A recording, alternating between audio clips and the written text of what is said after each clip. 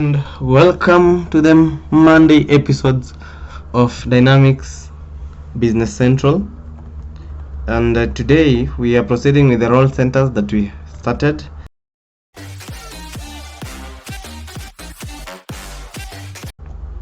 And yes, this is where we had what we had created. We are calling it the tutorial role center. And so today we'll rename these actions, make them more readable, because this is section group name is not a very readable thing. And instead of the section group name, we'll move further and say it's divided in areas. The sections area is this area here on top. Anything that you add under the sections area will appear there. And the action here, this action, I shall call it, let's say, user setup. And then I want to add another action. Okay, I prefer setting my actions like this just to save on unnecessary white space on my code. I find it more clean because I don't need to add so many properties inside. So the second action that I'll have, and you can't have the same name, it is detecting.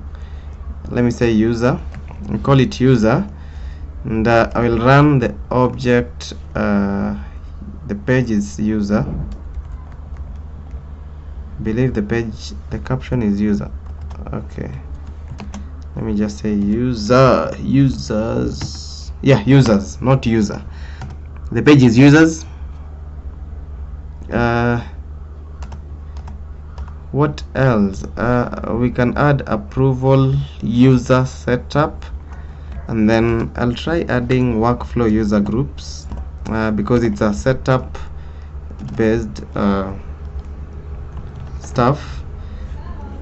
This is speaking to approval user setup, and then the page is approval user setup. Finally, let me add workflow user groups, and workflow user groups, which picks the page workflow user groups by default. No modification there on the page. Workflow user groups, workflow user groups. Yes, so I'm done with that section. Section group name, let me just call it, as long as this area is sections, the area is the one that shouldn't change because it's a default. It's determining where the location is. The section group name, I will name it user actions, and then we'll duplicate this action, and we say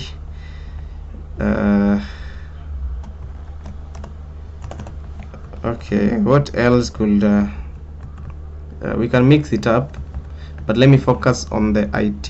Let me call this audit, which will have change log entries.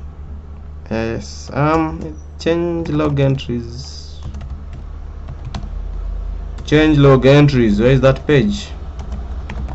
Change log entries. For the audit purposes, so that they can see who has changed what, and change log entries. Could have just copied it, but it's okay. Then the other thing that we'll add here is user time registers. User time registers. For you to get the IntelliSense, what I'm doing, I click Control and Space. Control and Space gives you the IntelliSense for this page. Let me just elaborate that further. General ledger entries is the next page. So for instance, this page is not having IntelliSense. You see, okay, before listing, let me, when I do that, it just loads before I start typing. If you want to see the list before typing, but when you type it will still generate. Okay, general ledger entries.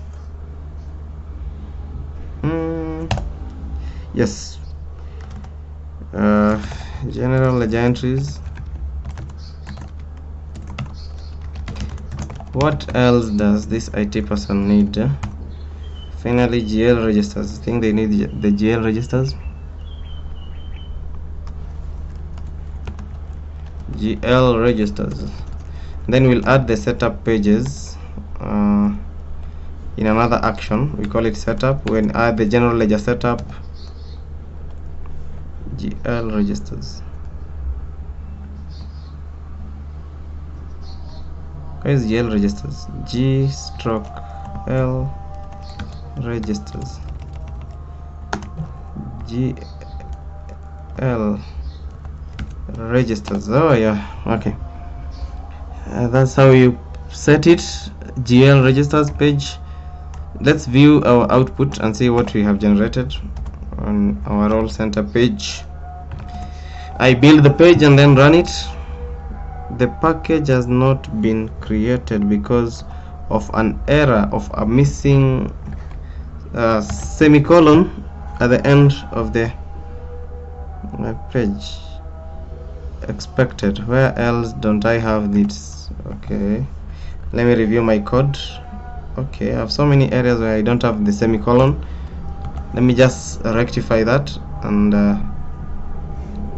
save and build.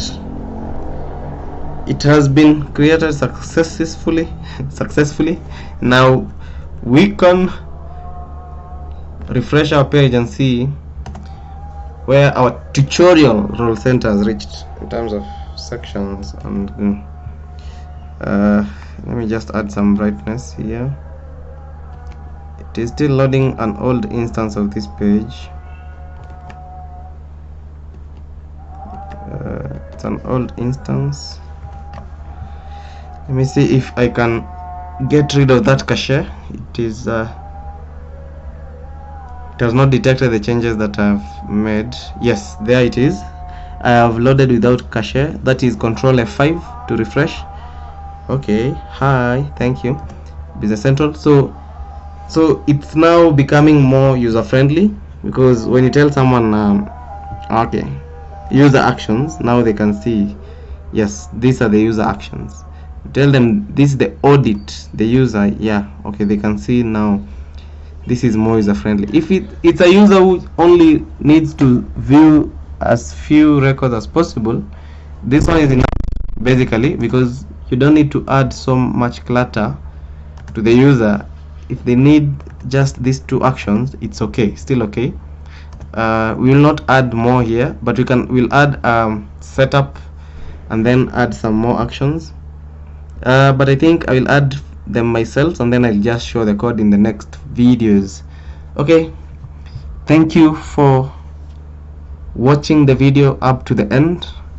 I will see you next Monday in the next video.